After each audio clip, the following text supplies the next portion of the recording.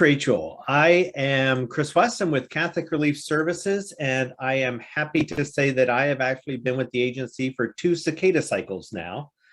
When I first moved out from Colorado, my wife we migrated for employment reasons, and she was a native Colorado, and she was afraid of big bugs. And I assured her that the bugs on the East Coast were not that big.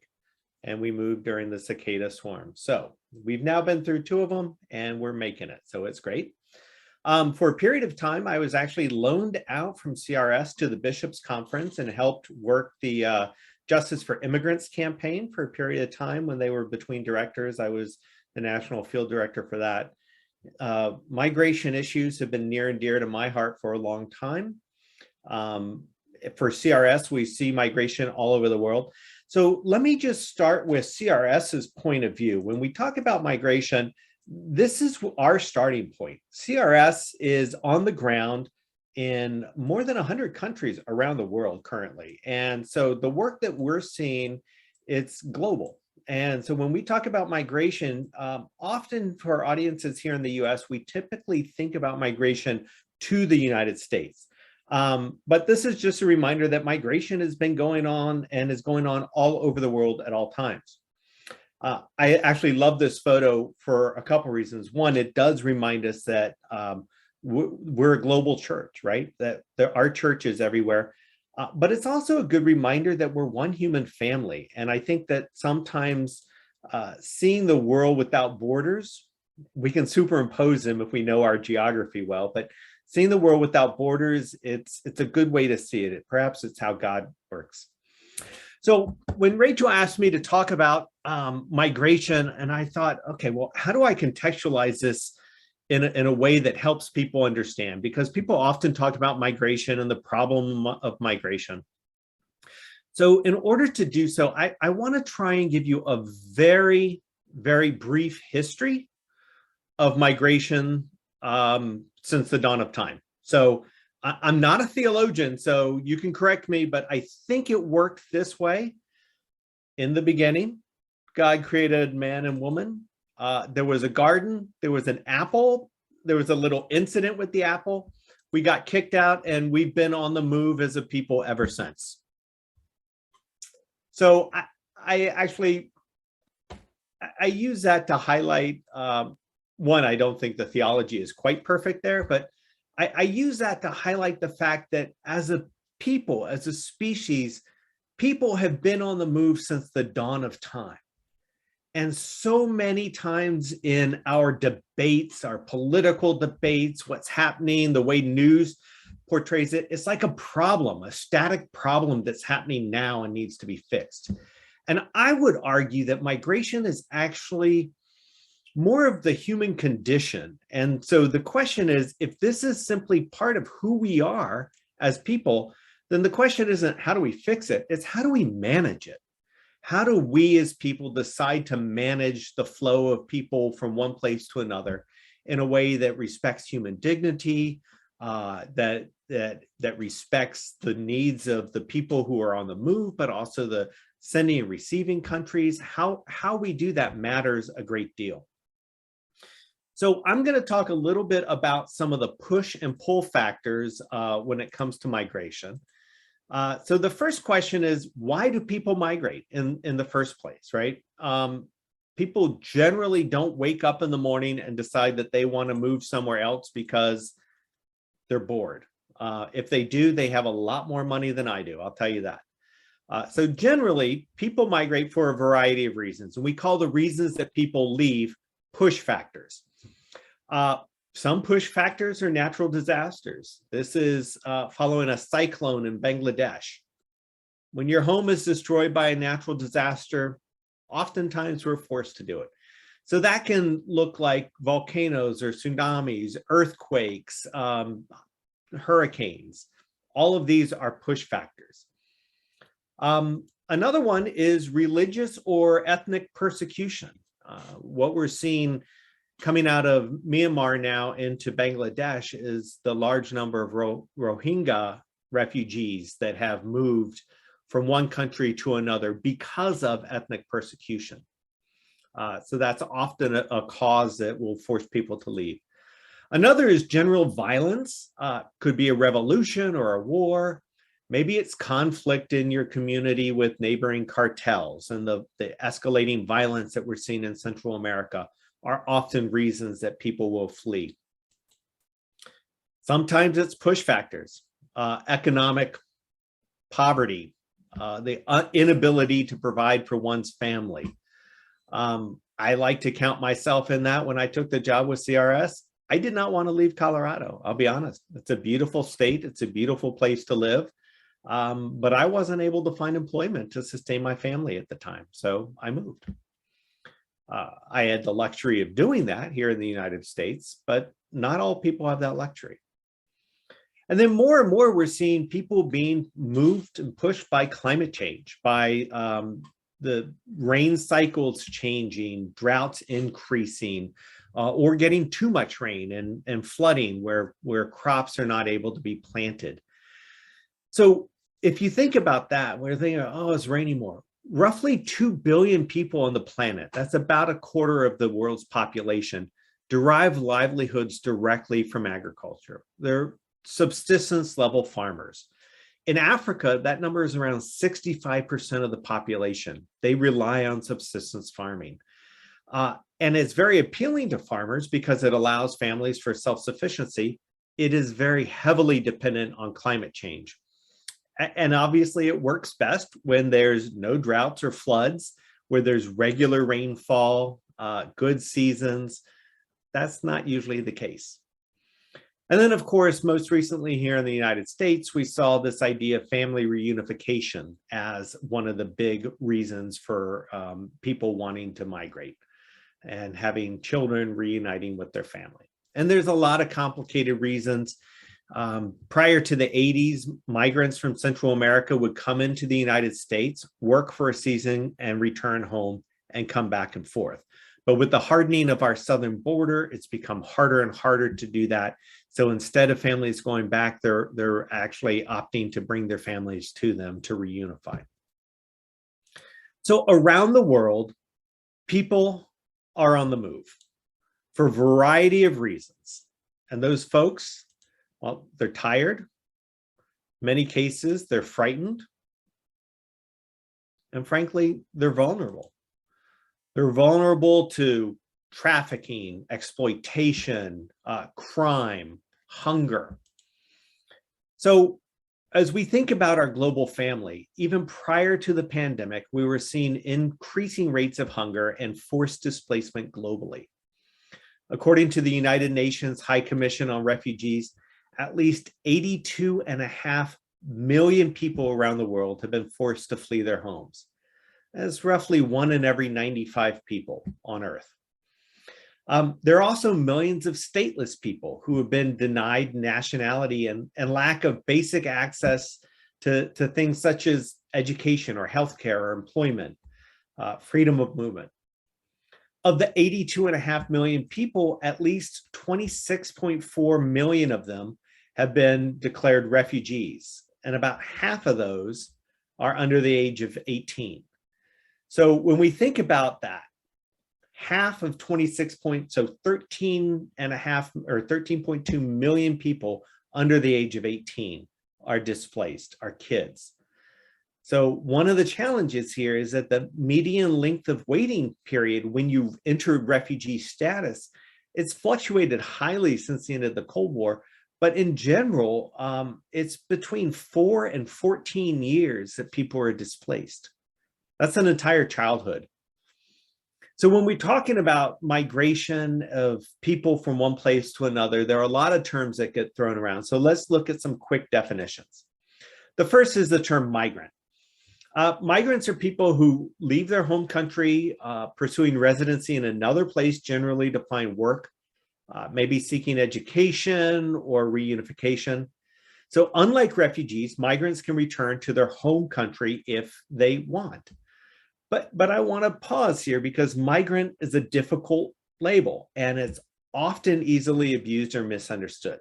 So for example, many people in Central America are facing extreme poverty and they lack resources such as food or shelter, access to public services, or they're seeing increasing violence. to meet basic needs. And they're labeled migrants, even though they have the same limited options as a refugee might have. But an immigrant is someone who is purposefully on the move in order to search for a better life, and arguably could return home if they choose. Refugees, on the other hand, are granted certain legal protections by the United Nations High Commission on Refugees. UNHCR is often the term people talk about.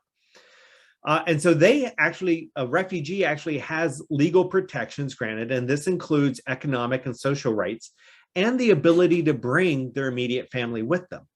So a migrant, maybe someone fleeing from Central America because of violence, if they don't get a refugee status designation, they lack those rights, and people will argue that they can return home.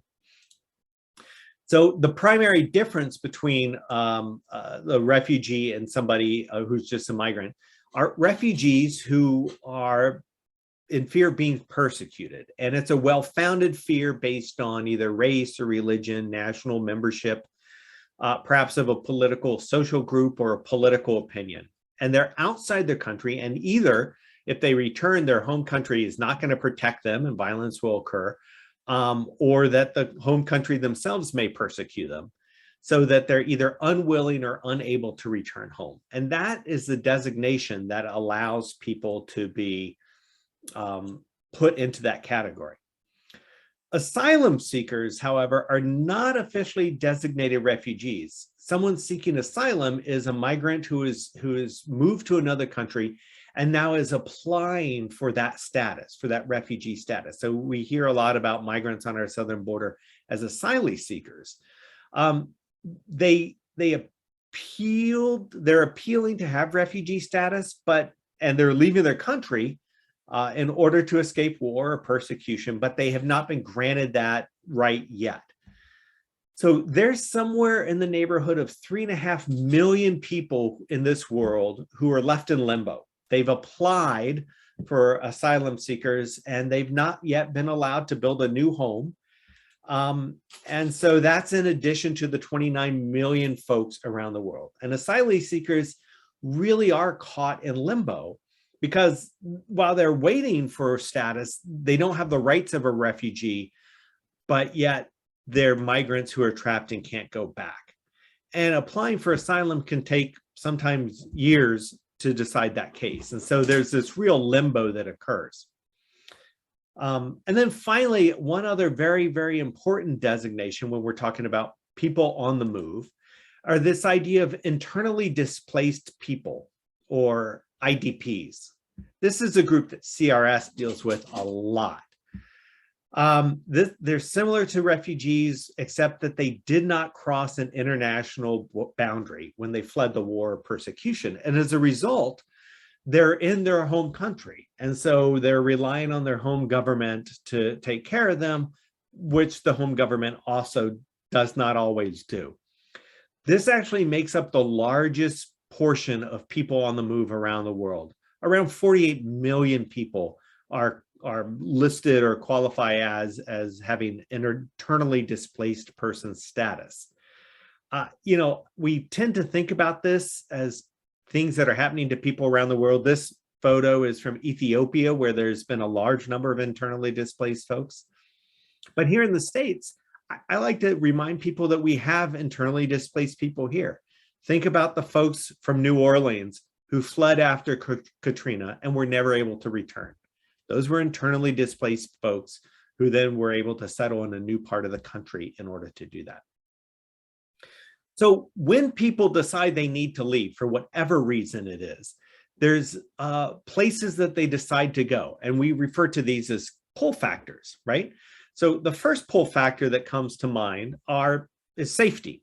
If you're fleeing violence, a war, a conflict, maybe an active natural disaster such as a volcano, safety becomes your first priority. Getting to a place where you're no longer at risk of physical harm. So accessing that, it could be a neighboring country, it could be a neighboring community. Making your way there matters. So that's the first thing that people usually think of when they think of where to go, is where am I going to be safe? Where will my family be safe? The next question that people look at is opportunity. So perhaps my land isn't producing like it was. I want to be able to be somewhere where there is opportunity to provide for my family. And for many subsistence level farmers, that means land that they can use. So if they weren't able to farm somewhere, but they're able to farm in a neighboring country, they're able to do that and be able to provide for their family. And so that's a big piece. But economic migrants are also looking for opportunity. How can I improve my life? Where can I get a better set of skills, better opportunities? One thing I like to remind people of is at the turn of the century, many people came to America because everyone in their home countries told them that in America, the streets are paved with gold, right? That there's opportunity here and to come. So ultimately, when pull factors, when we look at that, we're looking for a place with a promise of a better life. Where can people go that whatever is bad here, where can I go where it's going to be better, that I can protect my family? So I'm going to pause there just for a moment and say that's a little bit about migration, how people are quantified or clarified as a migrant or refugee or internally displaced people, and some of the reasons people may leave or where they might go. I want to offer that if people have questions and they want to put them in the chat while we go, feel free to interrupt me. While I'm sharing my screen, I can't see you, so I can't quite see if people have questions, but if you raise your hand or something in the chat, I think there's an option for that. Feel free to come off mute and just interrupt me as we go. But the next part of what I wanted to talk about is how is our church responding? And here in the United States, we're responding a number of different ways, or at least there are a number of different agencies that are responding. The 5 big Catholic agencies, and I don't want to discount any local agencies that are doing the work or anything like that, but the 5 big ones, Jesuit Refugee Services, Catholic Relief Services, Justice for Immigrants, Migration and Refugee Services through the Bishops' Conference, and of course, Catholic Charities. And I have Catholic Charities USA here, but I also recognize that Catholic Charities organizations at the local and diocesan level, at the state level, are doing the bulk of the work, and that CCUSA is often supporting them in that work. So just a brief overview of what the different organizations do. Jesuit Refugee Services is working in 57 countries around the world.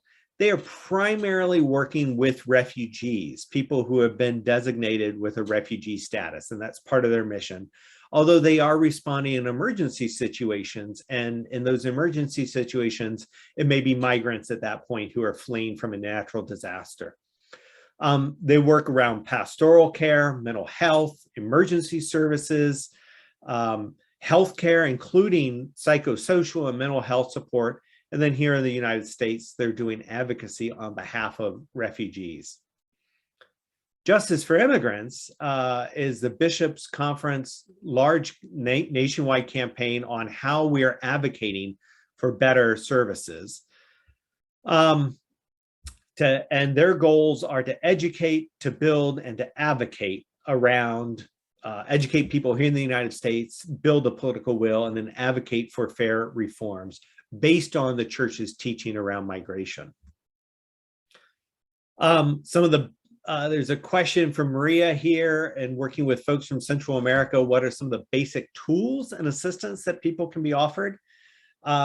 Both Migration and Refugee Services can have some tools that help local communities, as well as Catholic Charities USA.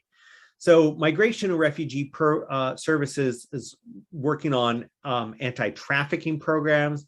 They also work very closely on a lot of refugee resettlement in the community. So if your parish is doing refugee resettlement or working with people from Central America, certainly the refugee resettlement services that they're offering, as well as their work around unaccompanied minors, are going to be really great resources for you. And if you check out their website on Migration and Refugee Services, you can see some of those that have to do with assisting both those populations. But generally, tools that people need are job training skills, language skills, educational opportunities, And Migration and Refugee Services offers some of those, as well as Catholic Charities. Catholic Charities, through their different organizations, are offering citizenship education, so helping migrants who have moved here and refugees here in the United States learn about American citizenship and what does it take to become a citizen here. They do community and outreach and education about what is happening, and then they are offering very specifically immigration and legal services. And these are to assist the refugees often with the process of becoming citizens or applying for the green card or status changes, things like that. So all of those are organizations that local parishes can look to. In particular, if you're doing very direct service, you want to look at what Catholic Charities locally, Catholic Charities USA is offering, as well as Migration and Refugee Services. There are also non-Catholic organizations, and now their name escapes me, but boy, I hope I can remember it at the time. But if Catholic Charities or Migration and Refugee Services aren't offering services in your particular area, they can tell you what other agencies are as they're doing it. And then Catholic Relief Services, we're working with migrants and refugees outside of the United States prior to them coming. And this is an example of some of the internally displaced folks that we work with in Ethiopia. In partnership with local community and with funding from USAID, we're supporting families in Ethiopia who have been displaced because of internal conflict that's happening. There's also some severe droughts and flooding in Ethiopia that we're continuing with right now, as well as around the world. I'm just highlighting this particular family from Ethiopia as we're helping them get back on their feet. But they're receiving food distributions from the United States. They're receiving shelter programs that CRS and Caritas Ethiopia are working with them on. And that includes receiving aid from food aid from the US government. CRS is able to do that. So as we're trying to intervene in Ethiopia, we're actually also seeing some hindrance around the farmers because they've been actually seeing the worst locust plague in the last 25 years. So I used to hear about locust plagues and I would think about Egypt and what was happening there. And apparently that is not just a biblical story that locust plagues happen. Ethiopia is facing one right now. And so we're working in Ethiopia around that. So for CRS, one of the ways people can get engaged here in the United States is our Lead the Way on Migration campaign. Lead the Way on Migration is a way that parishes can get involved and advocate on behalf of their sisters and brothers. And if you check out the Lead the Way Migration or just Google that, you can come up. I want to share just a very brief video with y'all about some of the work that highlights the work that we're doing around migration and our Lead the Way campaign. So I hope that the volume works here, so we'll give this a go.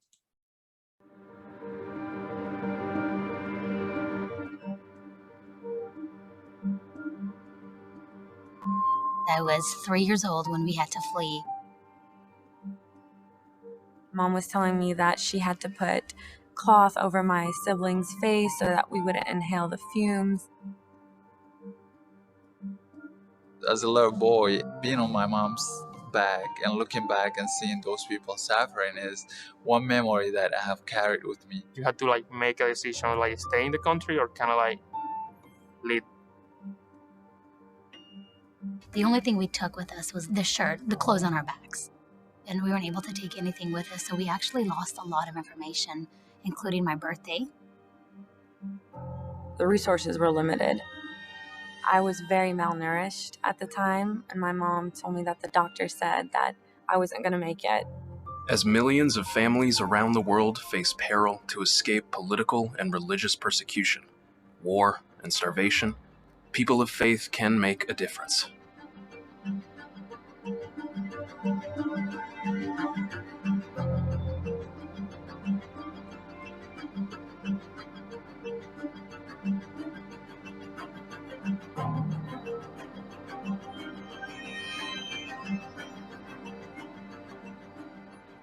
This very minute, families around the world are depending on you.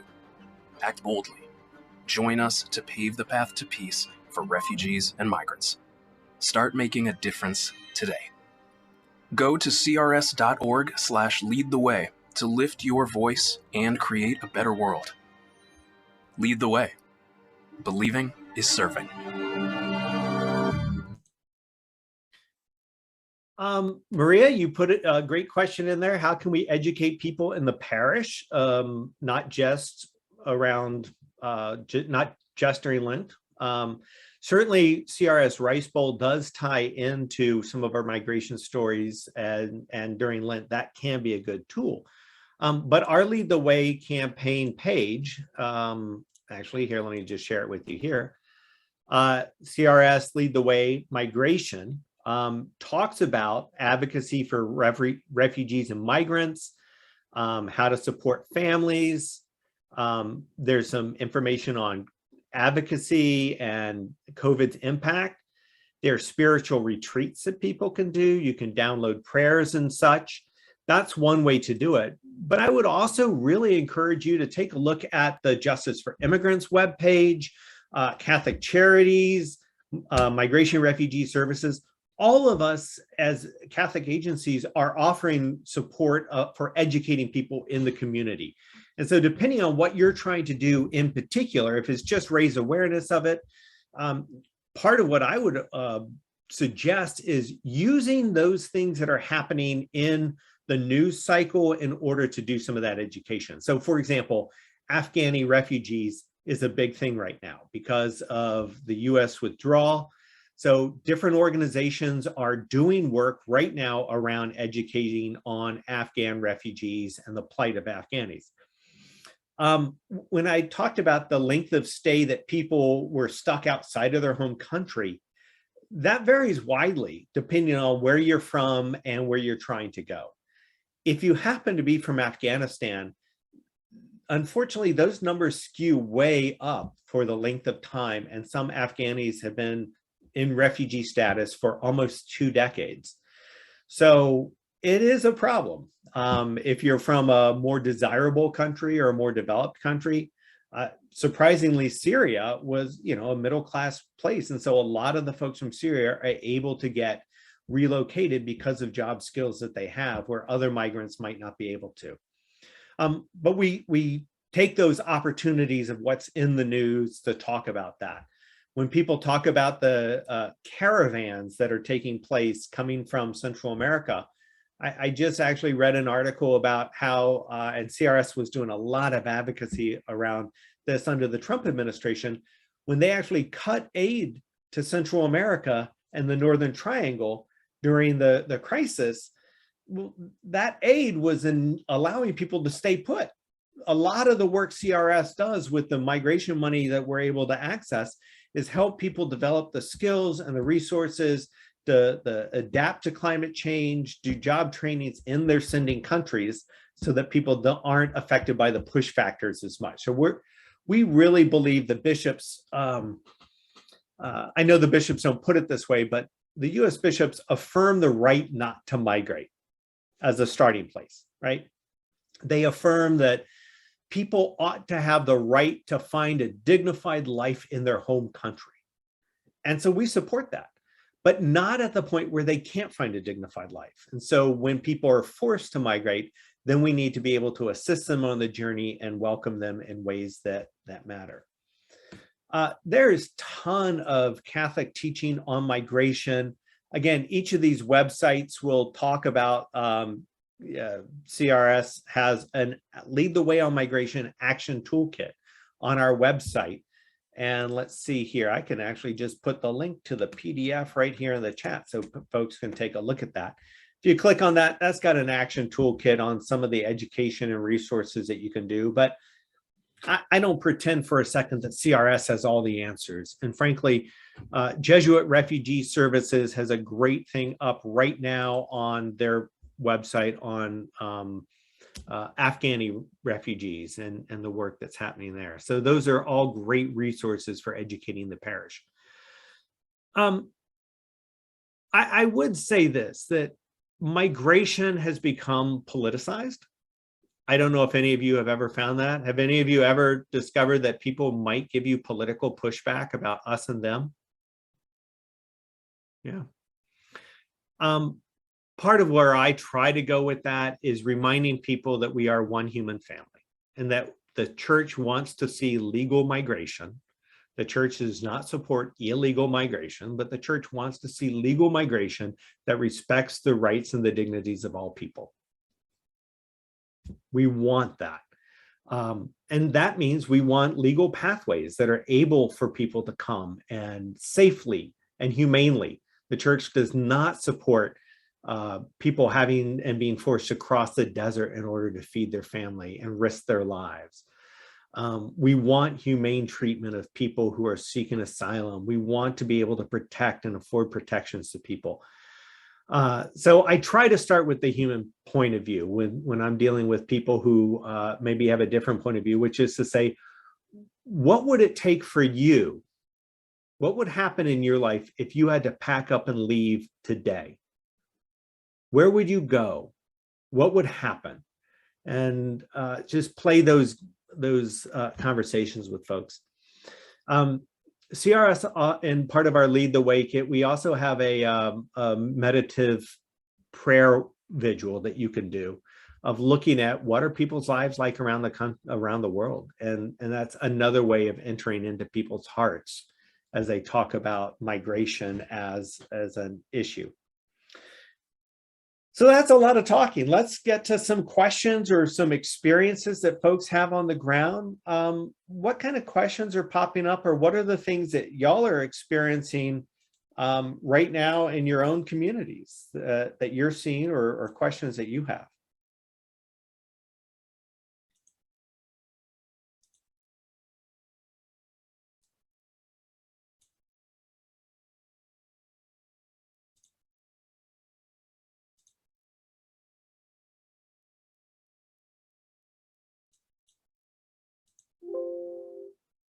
Questions? Comments?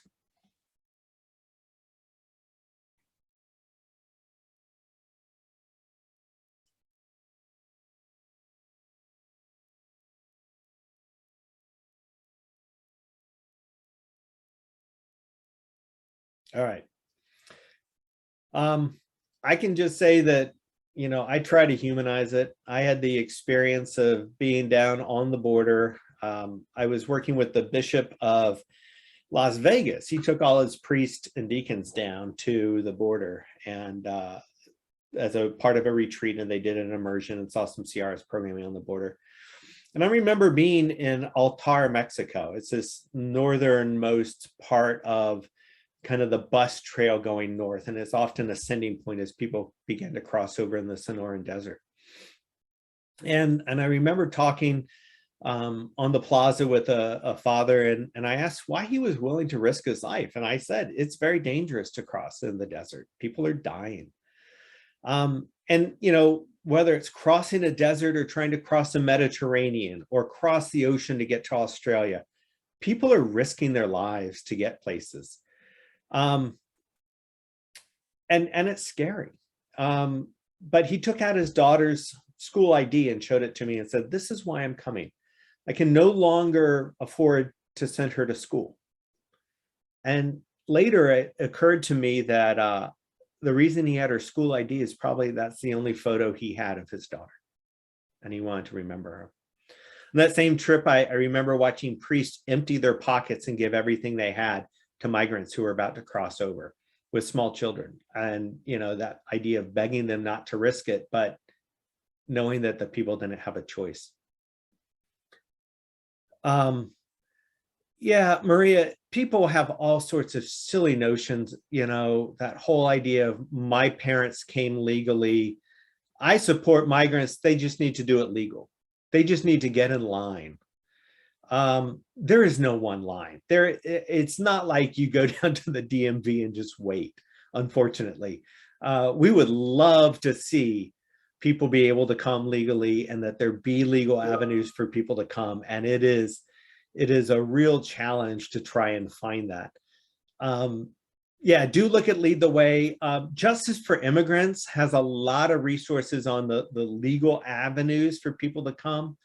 Um, uh, people, Syrians, we can't let Syrian refugees in because they're terrorists hiding among them. The vetting that it takes for someone to even be granted legal status is tremendous and can take years. The other arguments that I learned is, or people often use is, why are they always coming here? And the truth is, they're not. When we think about Syrian refugees, the vast majority of Syrian refugees are in neighboring countries from Syria. Turkey is one of the largest takers of refugees with more than 3 million. Lebanon, which has a much, much smaller population, about a quarter of their population right now are refugees from around the world. And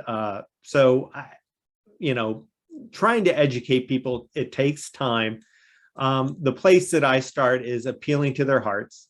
I had a therapist once tell me, and I think it's great advice for social ministry, don't should on people, right?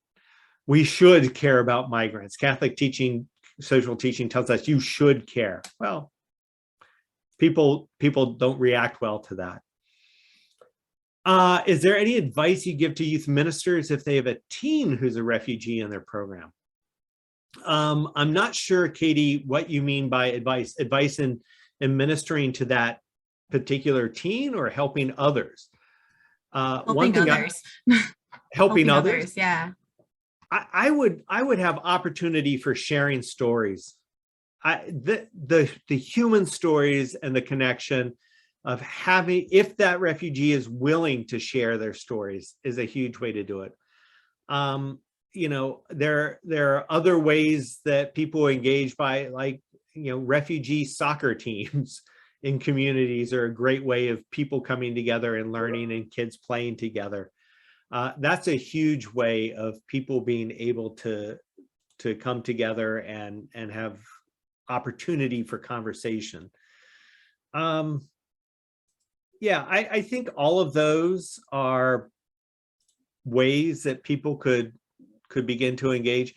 Katie, is the person willing to share about their experience of what it took to come? Katie. Yeah, it's a good point. Yeah, I think you'd want to do it in a way that you talk to that person first and foremost to make sure that they feel safe and comfortable. And then I would want to find some maybe other some kids in the youth group that are open to wanting to hear that. And so that they're willing to help create that safe space for that person and be encouraging around that. I think all of those are really important things to do. Creating safe space is really important for folks when we talk about migration. CRS has also done a series of civil dialogue trainings where we've actually done trainings for communities on how to host a civil dialogue around migration issues, where we talk about migration from a values point of view and not a talking points point of view. What's been your personal experience? That is not a necessarily this kind of setting that I would do with the youth, but it allows people to come together and talk about it. So for example, if my family member was killed by an undocumented person who was drunk driving, I would expect that I could be mad at migrants and things like that. And that is a well-founded thing, but it doesn't mean that migrants are all drunk drivers and all killing people. It means that drunk driving is bad, but at least people understand where I might get my point of view from. So we do sharing about things like that, and that we've done. The other thing that I would just remind people is that migration has always happened. I like to think about it in two different points of view. One is there are two truths about the human condition. One is migration has always happened. Since the dawn of time, people have been on the move. Since we were nomads to even now, at some point, people are on the move. So that's one. The other one, the truth that is a conflicting truth, is that we're tribal by nature. We will surround ourselves by people who are like us, similar to us, find familiarity. Be that tribe, our local parish, the kind of Catholicism we're in, the kind of parish or community. I mean, heck, we do it with football teams. Let's be honest, right? My tribe is better than your tribe. The Redskins are better than, actually, they changed their names recently, didn't they? Yay, I'm glad they did that. So those are all, it's tribal. And so those two things butt up against each other, that the other is often portrayed as foreign, dangerous. And so any way we can begin to humanize the other, the better we are. Unfortunately, for the bishops, I wasn't around to advise them when they named their document Strangers No Longer. It's a great read, but even the term stranger, I mean, from a young age, we're taught stranger danger, right?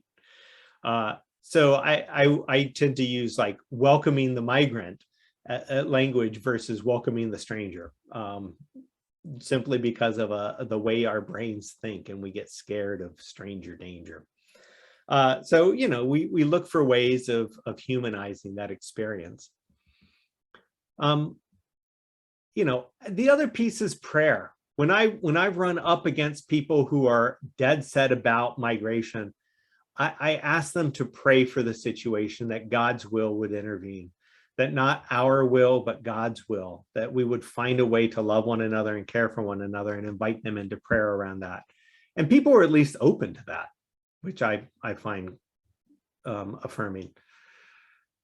And then when it comes to migration issues, the two big things, direct service, right? Love and action. The 2 feet of love and action is the charity and justice. So if you want to be involved, there are ways that you could help teach ESL classes. You could be involved as an advocate and work with Catholic Charities their legal immigration clinics to accompany families or help befriend refugee families as they settle. Church World Service, that's the other organization that's not Catholic that does a lot of good refugee resettlement. So that's one way of doing direct service. The other is justice, and that's advocacy, and looking at advocating for funding for migrants, funding for countries, for sending countries to help CRS and Jesuit refugees overseas to help minister to refugees, and then to help, migration and refugee services and Catholic Charities here in the United States. Funding is a big deal, but also changing those laws. If we can get comprehensive immigration reform, it'll be a game changer here in this country. So advocacy matters as well. And if you're going to do advocacy, just know you're in it for the long haul. And there are organizations like, the CRS chapter in the Diocese of Richmond that's doing good advocacy work. But other groups are as well. And so I would encourage you to seek that out. And I know Rachel and Marie at the diocese would be more than happy to pass on resources for you, and I'm happy to share those as well.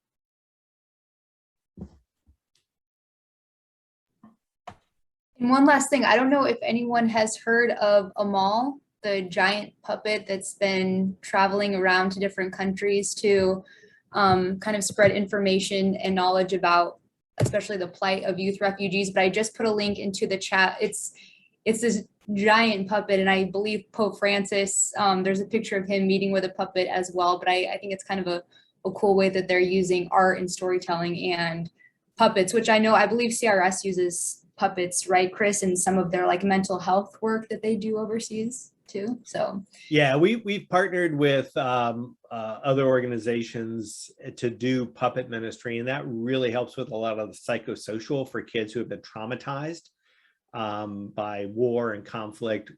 Talking with puppets and having puppet shows where puppets are affected by migration or displacement is a way of really helping kids deal with some of that trauma. As we talk about, there's a ton of quotes that you can lean on, from the bishops to the popes. I do want to share this quote from Francis, because I think it draws us into this larger idea of one human family. And I think it's really important. And truly, if we believe that stuff Jesus says about love thy neighbor, if every human being possesses an inalienable dignity, and if all people are my brothers and sisters, and if the world truly belongs to everyone, then it matters little whether my neighbor was born in my country or elsewhere. My country also shares responsibility for his or her development. And so part of that, of being a good neighbor, is helping our country do the right thing by being good neighbors for folks around the world. So I don't know if we want to just maybe do a closing prayer, but then leave it open for questions and answers. Is that an appropriate time now?